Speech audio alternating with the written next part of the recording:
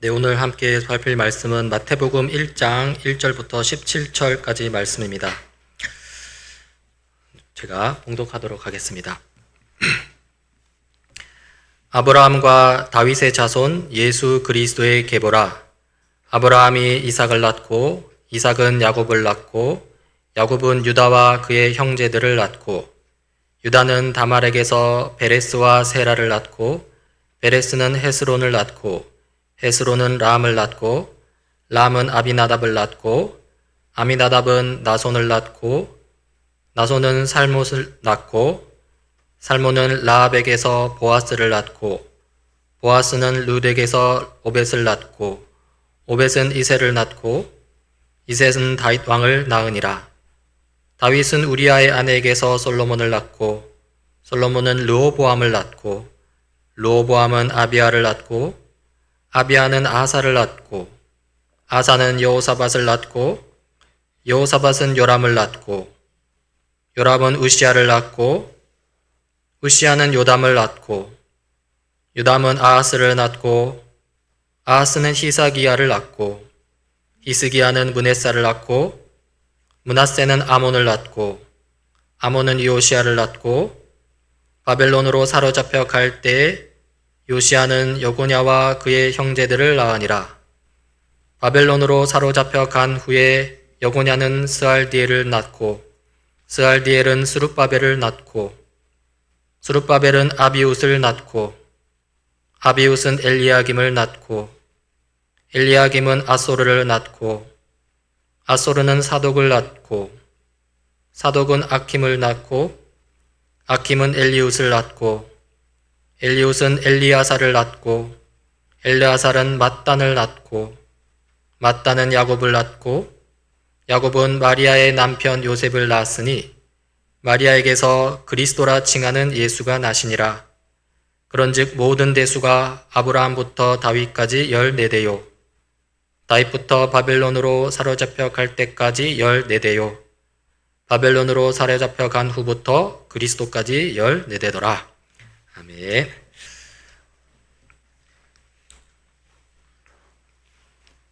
이 구약 성경과 신약 성경을 나누는 기준은 예수 그리스도께서 이 땅에 오심입니다. 구약 성경은 예수 그리스도께서 이 땅에 오시기 전에 이야기를 다루고 있고요. 신약 성경은 예수 그리스도께서 이 땅에 오신 이후의 이야기를 다루고 있습니다. 그런데 이제 오해가 있을 수 있는데요. 이제 구약은 예수 그리스도와 그렇게 상관은 없고 신약만 예수 그리스도와 관련이 있다고 보는 것이죠. 하지만 우리가 다 알다시피 그렇지 않습니다. 이 구약이든 신약이든 둘 다 예수 그리스도를 중심에 두고 있습니다. 물론 이 둘의 차이는 있습니다.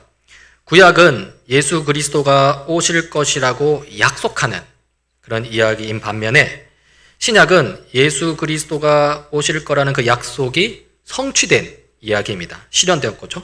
그래서 이 구약과 신약을 약속과 성취라는 이 두 개념으로 설명하기도 합니다. 한편 이 구약과 신약을 그림자와 실체라는 개념으로 또 표현하기도 합니다.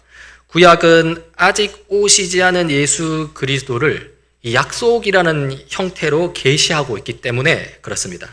이 그림자의 특징은 희미하다는 것입니다. 이 구약에서는 예수 그리스도를 약속하고 있고 계시하긴 하지만 그러나 분명하게 드러나지는 않는다는 것이죠. 하지만 신약은 다릅니다.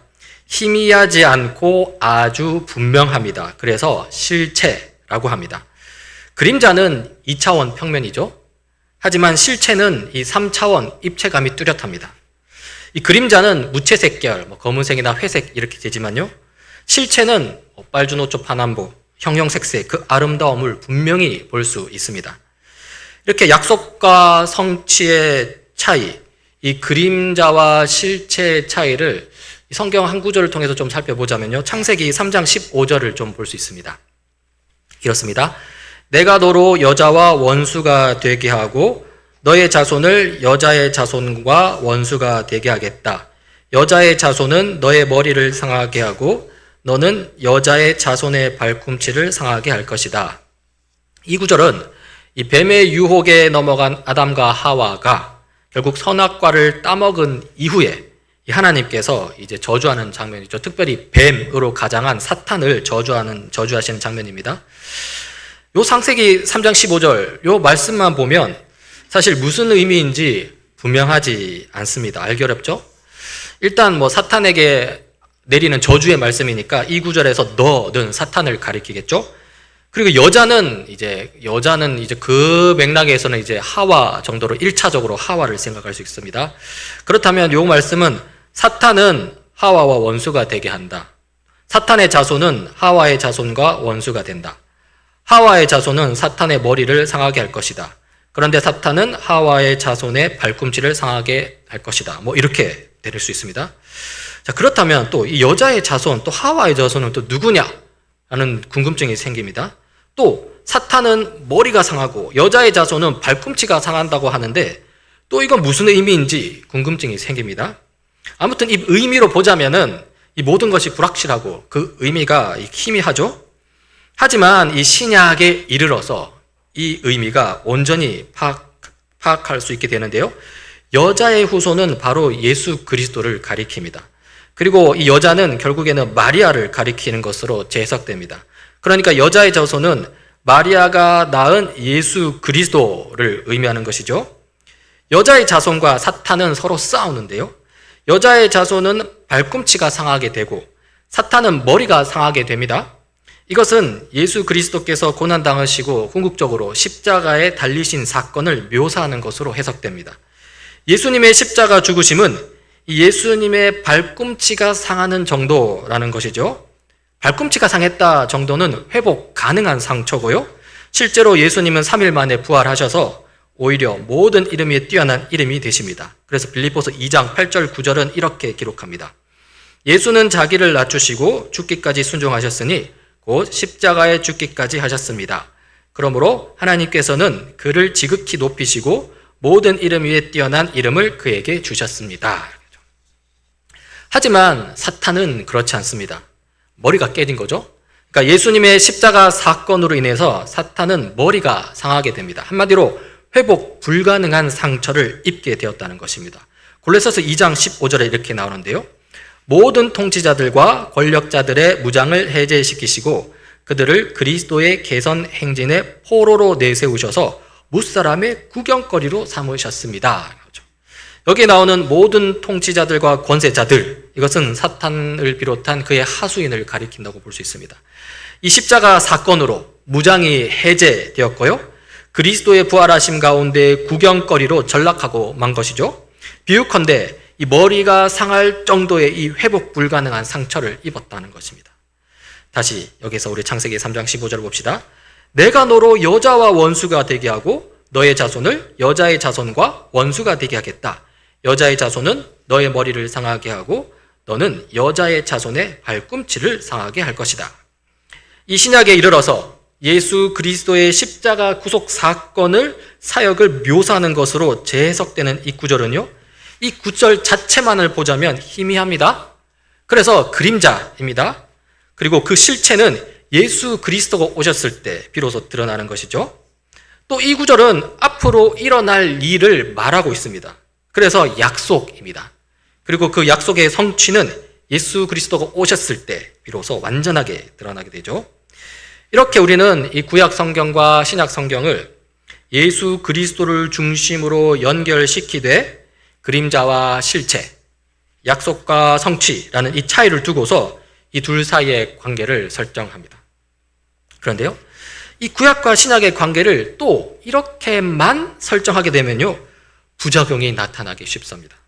어떤 부작용이 나타날까요? 이런 부작용, 이런 문제 제기가 생길 수 있습니다.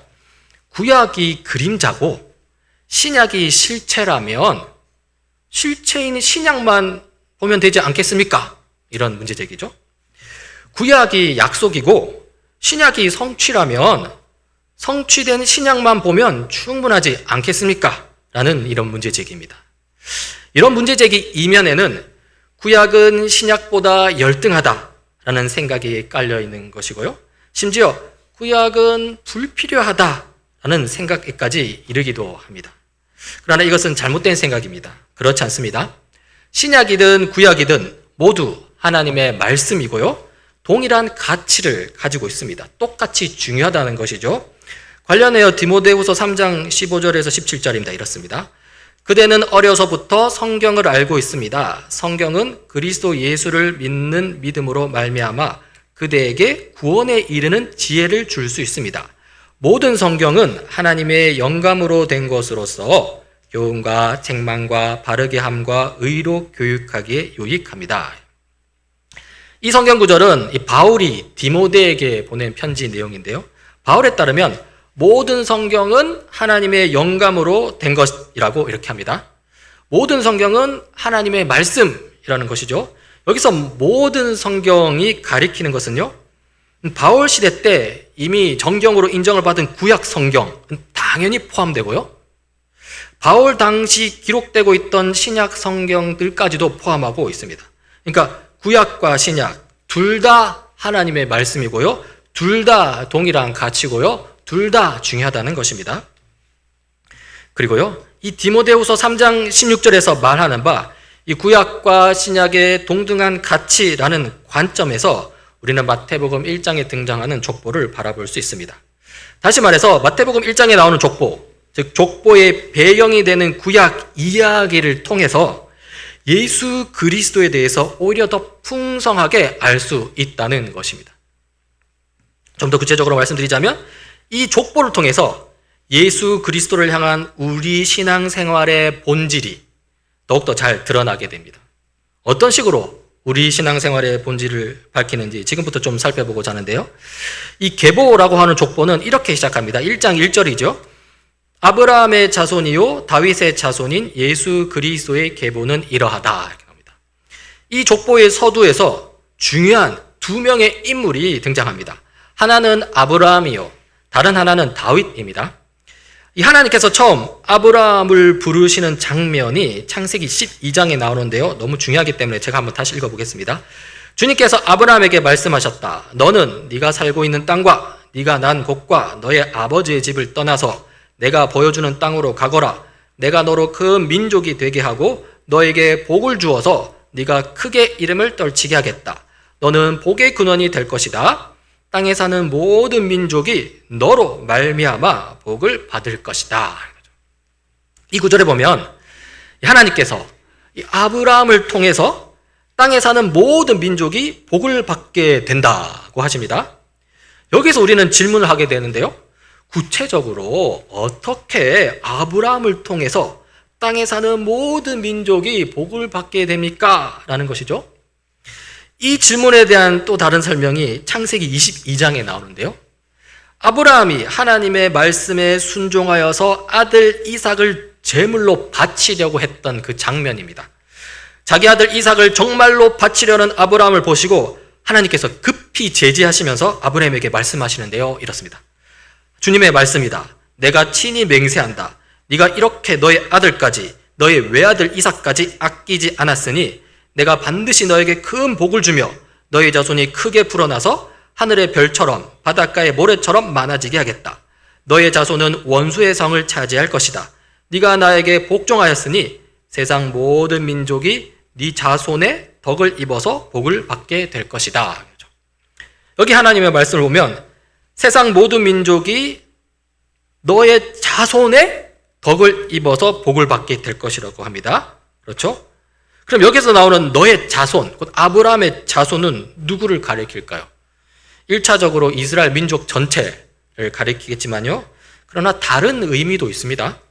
사도 바울이 그 궁극적인 의미를 재해석해서 밝혀주는데요. 사도 바울이 뭐라고 하는지 갈라디아서 3장 16절입니다. 하나님께서 아브라함과 그 자손에게 약속을 말씀하실 때 마치 여러 사람을 가리키는 것처럼 자손들에게 라고 말씀하시지 않고 단 한 사람을 가리키는 뜻으로 너의 자손에게 라고 말씀하셨습니다. 그 한 사람은 곧 그리스도이십니다. 그러니까 사도 바울에 따르면 모든 민족이 아브라함의 자손을 통해서 복을 받게 되는데요. 그 아브라함의 자손이 누구냐 하면 바로 콕 집어서 예수 그리스도시다라는 것입니다. 다시 말해서 예수 그리스도를 통해서 모든 민족이 복을 받게 된다는 의미입니다. 그런 의미를 충분히 고려하라는 뜻에서 마태복음 1장 족보는 이렇게 시작하는 것이죠. 아브라함의 자손이요 다윗의 자손인 예수 그리스도의 계보는 이러하니라. 자, 아브라함의 자손뿐만 아니죠. 여기 1장 1절에 보면 한 명이 더 나옵니다. 바로 다윗의 자손입니다. 이 부분의 의미를 잘 파악하기 위해서는 결국 어디로 가야 된다? 구약으로 가봐야 됩니다. 그렇죠? 사무엘하 7장으로 가야 하는데요. 사무엘하 7장의 배경은 이 다윗이 하나님을 위해 성전을 짓겠노라 고백하는 그 장면입니다. 다윗 본인은 번듯한 왕궁에서 살고 있는데 이 하나님을 상징하는 하나님의 임재를 상징하는 이 언약궤는 허름한 천막에 놓여 있으니 다윗 입장에서는 그걸 그냥 두고만 볼 수 없다는 것이죠. 그래서 선지자 나단에게 이게 말합니다. 하나님을 위해 성전을 짓겠다고 하죠. 그런데 그 모습을 기특하게 여기신 하나님께서 바로 그날 밤에 선지자 나단에게 나가셔서 나단을 통해서 이 다윗에게 말씀하십니다. 이렇습니다. 너의 생애가 다하여서 네가 너의 조상들과 함께 묻히면 내가 너의 몸에서 나올 자식을 후계자로 세워서 그의 나라를 튼튼하게 하겠다. 바로 그가 나의 이름을 드러내려고 집을 지을 것이며 나는 그의 나라의 왕위를 영원토록 튼튼하게 하여 주겠다. 하나님께서 다윗의 다윗의 자식을 후계자로 세워서 그렇죠. 그가 하나님의 집 곧 성전을 짓도록 하겠다는 것이죠. 1차적으로 여기서 말하는 다윗의 후계자는 솔로몬을 가리킵니다. 실제로 솔로몬이 다윗의 뒤를 이어서 왕이 되고요. 그리고 그 솔로몬이 하나님의 집 곧 성전을 짓습니다. 그런데요. 이 구절을 가만히 들여다보면 이 말씀에서 등장하는 다윗의 후계자는 단순히 솔로몬만을 두고 말하지 않고 있다는 것을 알 수 있습니다. 이 13절 말미에 보면 그의 나라의 왕위를 영원토록 튼튼하게 하여 주겠다라고 하시거든요. 이 영원토록이라는 단어를 사용하고 있습니다. 만약에 다윗의 후계자가 솔로몬 요 한 사람만을 지칭하는 것이라면요, 이 말씀은 성립이 안 됩니다. 왜냐하면 솔로몬의 이스라엘 나라는 결국 나중에 바벨론 제국에게 멸망당하고 말기 때문입니다. 영원하지 않기 때문입니다. 다시 말해서 사무엘하 7장 13절에서 말하는 이 다윗의 후계자는 단순히 솔로몬만을 의미하지 않는다는 것입니다. 그렇다면 여기서 언급되는 다윗의 후계자는 또 누구를 가리키는 것일까요? 누구를 가리키는지 사도 바울이 잘 설명해 주고 있습니다. 사도행전 13장인데요. 사도 바울이 안디옥에 있는 유대인 회당에서 설교를 하는데 그 설교 중에 한 구절입니다. 13장 23절입니다. 하나님은 약속하신 대로 다윗의 자손 가운데에서 구주를 세워 이스라엘에게 보내셨으니 그가 곧 예수입니다. 사도 바울에 따르면요, 다윗의 자손의 나라가 영원토록 견고히 서게 되는데 그 다윗의 자손이 누구냐 하면 바로 콕 찍어서 예수 그리스도라는 것입니다. 다시 말해서 예수 그리스도를 통해서 하나님의 나라가 영원토록 굳건히 서게 된다는 의미입니다. 그리고 이런 의미를 충분히 고려하라는 뜻에서 마태복음 1장의 족보는 이렇게 시작하는 것이죠. 아브라함의 자손이요 다윗의 자손인 예수 그리스도의 계보는 이러하다. 지금까지 이 구약 성경을 통해서 마태복음 1장 1절에 나오는 이 아브라함의 자손, 다윗의 자손이 가지는 의미를 살펴보았습니다. 아브라함의 자손을 통해서 모든 민족이 복을 받는다고 하죠. 다시 말해서 이것은 예수 그리스도를 통해서 모든 민족이 복을 받는다는 의미입니다. 또 다윗의 자손을 통해서 하나님 나라가 영원토록 견고히 선다고 하죠. 다시 말해서 예수 그리스도를 통해서 하나님 나라가, 하나님의 통치가 영원토록 굳건히 선다는 의미입니다. 이렇게 마태복음 1장 1절의 내용을 구약을 찾아가면서 해석해보고 그 의미를 살펴볼 수 있는데요. 우리는 마태복음 1장 1절을 통해서도 우리는 구약과 신약의 관계를 잘 볼 수 있습니다. 이미 말씀을 드렸지만 먼저 구약은 약속이요 신약은 성취라고 했는데 그대로 떨어집니다. 구약은 당시 기준으로 미래에 있을 아브라함과 다윗의 자손을 약속했고요. 신약에 이르러서 아브라함의 자손이자 다윗의 자손인 예수 그리스도를 통해서 그 약속이 성취되는 것을 볼 수 있죠. 또 구약은 그림자요 신약은 실체라고 했는데요. 그것도 맞아 떨어집니다. 구약에서 언급하고 있는 아브라함의 자손, 다윗의 자손이 정확히 누구인지는 구약 그 당시에서는 알 수 없습니다. 그래서 그림자라고 하죠. 하지만 신약에 이르러서 그분이 정확하게 누구인지 확실히 알 수 있습니다. 바로 실체이신 예수 그리스도입니다. 그렇게 구약 그림자와 실체, 약속과 성취를 볼 수 있는데요. 그러면서 우리는 여기서 이 구약과 신약의 관계를 단순히 약속과 성취, 그림자와 실체로는 관계로만 설정할 수 없음을 또 알 수 있습니다. 오히려 이 신약에 나오는 마태복음 1장의 이 1절의 이 내용이 구약을 통해서 그 의미가 더 풍성해지는 것을 볼 수 있기 때문이죠. 앞서 이미 말씀드린 대로 디모데후서 3장 16절을 보면 모든 성경은 하나님의 영감으로 되어 있다고 했습니다. 즉 그것은 구약과 신약 모두 하나님의 말씀이라는 의미고요. 그렇기 때문에 구약이 신약보다 열등하거나 가치가 떨어지는 것으로 볼 수 없습니다. 오히려 마태복음 1장에 나오는 족보, 그 족보의 배경이 되는 구약의 이야기를 통해서 예수 그리스도에 대해서 좀 더 풍성히 알 수 있다는 것입니다. 그리고 그것이 우리의 신앙 또한 더 풍성하게 만드는 것을 볼 수 있는데요. 한번 보십시오. 우리는 예수 그리스도를 우리의 구원자라고 고백합니다. 이 마태복음 1장 21절에 이렇게 나옵니다. 마리아가 아들을 낳을 것이니 너는 그 이름을 예수라고 하여라. 그가 자기 백성을 그들의 죄에서 구원하실 것이다. 예수께서 자기 백성을 죄에서 구원하신다고 하시죠? 그런데 이 죄로부터의 구원 개념이 구체적으로 무엇을 의미하는지 다시 한번 생각해 볼 수 있습니다. 이 구약을 등한시하면서 신약만 가치가 있다고 여기게 되면요, 이 구원의 의미를 온전히 드러내지 못할 수 있습니다. 이 구원과 관련하여서 이 구약의 강조점과 이 신약의 강조점이 조금 다릅니다. 구약은 좀 범위를 보면서 이 포괄성을 강조하는 측면이 있다면요, 신약은 깊이를 보면서 특히 인간의 내면을 살피는데 좀 더 주력하는 면이 있습니다. 실제로 이 구약에서의 구원의 의미는 민족을 대상으로 하고 있지만요, 그러나 신약의 구원은 주로 이 개인의 영혼을 들여다보면서 좀 심층적으로 이야기하는 측면이 있습니다. 특별히 사도 바울의 서신서들이 쭉 그렇죠. 실로 구약은 이스라엘 민족 단위의 구원을 이야기합니다. 대표적으로 출애굽 사건이 있죠. 출애굽 사건은 이 민족 전체를 구원하는 이야기입니다. 하지만 신약의 구원은 개인 단위의 구원을 먼저 이야기합니다. 로마서를 보면 대표적인 로마서를 보면 알 수 있는데요. 몇 군데를 보면요, 5장 1절입니다. 이렇습니다. 그러므로 우리는 믿음으로 의롭다 하심을 받았으므로 우리 주 예수 그리스도로 말미암아 하나님과 더불어 평화를 누리고 있습니다. 유명한 믿음으로 의롭다 하심을 얻는다, 유명한 그건데요. 이 성경 구절에서 그 믿음을 가지는 주체는 누구입니까? 바로 한 사람 개인입니다. 또 이 성경 구절에서 의롭다 하심을 받는 주체 누굽니까? 바로 한 사람 개인입니다.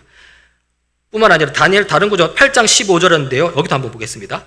여러분은 또다시 두려움에 빠뜨리는 종살이의 영을 받은 것이 아니라 자녀로 삼으시는 영을 받았습니다. 그래서 우리는 그 영으로 하나님을 아빠, 아버지라고 부릅니다. 바로 그때 그 성령이 우리와 우리의 영과 함께 우리가 하나님의 자녀임을 증언하십니다. 이 성경 구절에서 자녀로 삼으시는 영, 그 성령을 받는 대상은 누구입니까? 바로 한 사람 개인입니다. 그리고 성령을 받은 그 개인, 그 사람 개인이 하나님을 아빠, 아버지라고 부르는 것이죠. 그렇게 해서 그 개인이 하나님의 자녀가 되는 것입니다. 물론 로마서를 비롯한 이 바울 서신 이것들이 개인 신앙만 강조하는 것은 아닙니다. 공동체 또한 강조합니다. 하지만 그 공동체는 어디까지나 개인들이 모여서 이루는 공동체입니다. 그 개인이 모여서 우리라는 공동체가 되고요, 교회가 되는 것이죠. 그러니까 이 접근법이 좀 다릅니다. 신약은 구원받은 개인들이 먼저입니다. 그 다음에 그 개인들이 모여서 교회와 공동체를 이룹니다. 그에 반해 구약은 민족 단위의 공동체 구원을 먼저 이야기합니다. 그러면서 그 속에서 모세의 신앙이라든지 다윗의 시편을 통해 다윗의 신앙이라든지 여러 구약 인물들의 개인 신앙을 이야기합니다. 그러니까 접근 순서에서 좀 차이가 있다는 것이죠. 구약과 신약을 둘 다 봐야 합니다. 만약 구약을 등한시하고 신약만을 보게 되면요, 구원 개념을 자칫 개인주의적으로 받아들이기 쉽습니다. 혼자 신앙생활하고 혼자 구원받으면 다 된 거 아닌가? 이렇게 생각할 수 있다는 것이죠. 하지만 신앙생활이라는 것은 그렇지 않습니다. 개인의 신앙만큼이나 공동체의 신앙이 강조되어야 하고요. 그런 면에서 민족과 집단의 구원을 다루는 구약은 이 개인 내면의 변화를 강조하는 신약을 더욱더 풍성하게 해줍니다. 보완해주면서 풍성하게 해주는 것이죠. 실로 지금 살펴보고 있는 이 구원 개념이라는 것은요, 단순히 한 개인이 죄 문제를 해결하고 마음의 평안을 얻는데 그치는 것이 아닙니다. 아브라함의 자손으로 오신 예수님은요, 모든 민족이 복을 얻도록 하는데 그 사명이 있습니다. 신약 성도인 우리도 마찬가지입니다. 꼭 민족 개념이 아니더라도 공동체 개념이 거기에 들어갑니다. 나만이 아니라 우리가 구원을 얻는다는 것을 기억해야 합니다. 우리 공동체의 구원이라는 의미에서 우리가 함께 모여서 함께 예배하고 함께 위로하고 함께 도전하고 함께 신앙생활하는 것이죠. 또한 예수님은 다윗의 자손으로 오셨는데요. 다윗의 자손으로서 하나님 나라를 영원히 견고케 하시는 분이시죠. 우리가 사무엘하 7장을 통해서 그 의미를 살폈습니다. 여기서 우리는 이 구원이 통치 개념이라는 것을 알게 됩니다. 신약 성도인 우리는요, 우리가 사는 세상으로부터 도피해서는 안 됩니다. 도피해서 나의 개인의 내면 생활에서만 집중해서는 안 됩니다. 오히려 우리 삶의 현장으로 들어가서 우리 삶의 모든 영역에서 하나님의 통치가 드러나도록 힘써야 합니다. 하나님 나라가 나타나도록 해야 하고요. 그것이 바로 구원이고요. 그것이 바로 신앙생활의 중요한 핵심이라는 것입니다. 마태복음 1장 1절 아브라함의 자손이요 다윗의 자손인 예수 그리스도의 계보는 이러하다 하며 족보를 시작할 때 우리는 이 구약의 이러한 풍성한 의미를 신약에다가 입힐 수 있어야 합니다. 구약은 그림자요, 신약은 실체. 맞습니다. 구약은 약속이요, 신약은 성취. 이것도 맞습니다. 하지만 동시에 구약, 굉장히 두껍잖아요. 구약 성경이 신약 성경의 3배 정도 됩니다. 그 두께만큼이나 구약이 신약을 더욱더 풍성하게 할 수 있음을 기억해야 합니다. 그리고 그만큼 우리 신앙생활이 더욱더 풍성해질 수 있음을 기억해야 합니다. 이제 말씀을 좀 마무리하고자 합니다. 예수 그리스도의 족보의 서두, 이 마태복음 1장 1절을 좀 살펴보았는데요. 이 족보의 서두를, 계보의 서두를 통해서 예수 그리스도 안에 있는 우리 신앙생활의 어떤 본질을 좀 살펴보았습니다. 우리 구원은 개인에만 그치지 않고 민족과 공동체로 확장됩니다. 우리 구원은 세상으로부터의 도피 개념, 내면 생활에만 집중하는 그런 개념이 아니라요, 세상으로 들어가서 구원의 삶을 살아내는 통치 개념입니다. 이러한 구원 이해 속에서 참된 신앙이 설 수 있고요, 여기에 우리 신앙생활의 본질이 담겨 있는 것입니다. 교회 여러분, 저는 지난 시간까지 거의 한 6년에 가깝게 구약 이야기를 살펴보았죠. 여러분 잘 견디셨습니다. 그리고 이제 이번 주일부터 좀 신약 이야기를 중심으로 좀 살펴보려고 합니다. 신약 이야기를 살펴볼 때 구약 이야기의 풍성함을 간직하면서 약속의 성취이신 예수 그리스도와 함께 신약 이야기의 이 깊은 신앙 경험이 우리에게 적용되고 더욱더 짙어지길 바랍니다. 같이 기도하시겠습니다.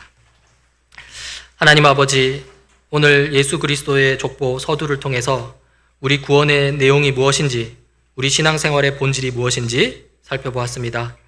나 자신에게만 머무는 신앙이 아니라 공동체를 품는 신앙이 되게 하소서. 세상으로부터 도피하는 신앙이 아니라 세상 속에서 예수 그리스도와 함께 섬김의 왕노릇하는 신앙이 되게 하소서. 구약과 신약 속 그 하나님의 이야기가 우리 이야기가 되게 하옵소서. 우리와 함께 하시며 우리에게 힘주시는 우리 주 예수 그리스도의 이름으로 기도드립니다. 아멘.